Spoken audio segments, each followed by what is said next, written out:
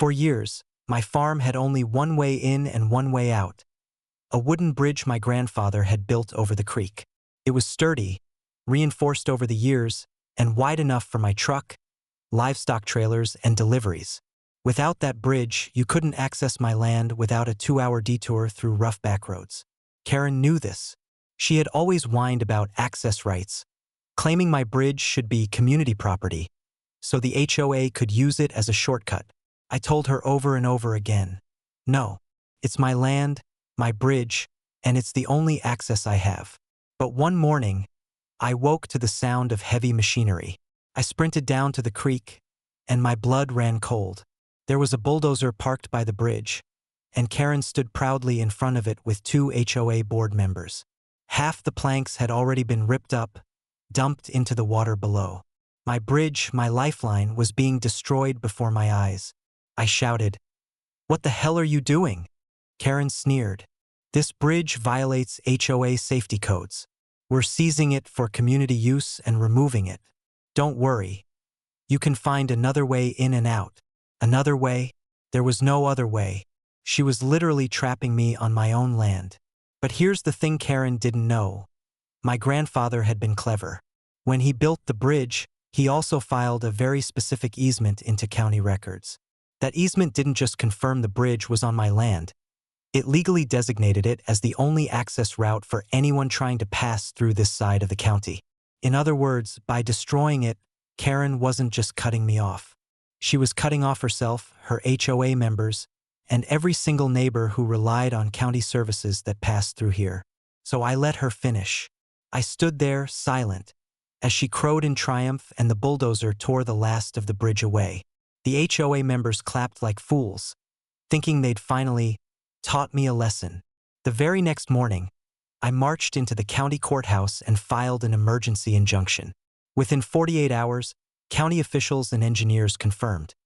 Without my bridge, no emergency vehicles, school buses, or delivery trucks could get through the area. And since the HOA had destroyed it without permits, they were responsible for all damages.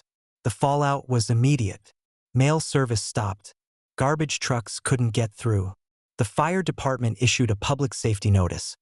Without that bridge, the HOA's community was effectively cut off. When Karen realized what she'd done, she stormed up to my farm, screaming at me to rebuild it immediately. I leaned on my fence and smiled. "Not my problem. You tore it down. You're responsible." The HOA was slapped with fines in the tens of thousands. On top of that, every single resident turned on Karen when they realized she'd destroyed the only safe access to their homes. Meetings erupted into shouting matches. People demanded she resign. And while all this chaos unfolded, I made my move. Using the easement my grandfather had filed, I quietly purchased the land rights surrounding the creek. Within a week, I fenced it off and posted private property, and no trespassing signs everywhere. If the HOA wanted a new bridge, they'd have to pay me for the right to cross. Karen nearly fainted when she realized what had happened. She hadn't just cut me off. She trapped her entire HOA on the wrong side of the creek. Emergency crews, deliveries, and even moving vans had to stop short of the water and unload everything by hand.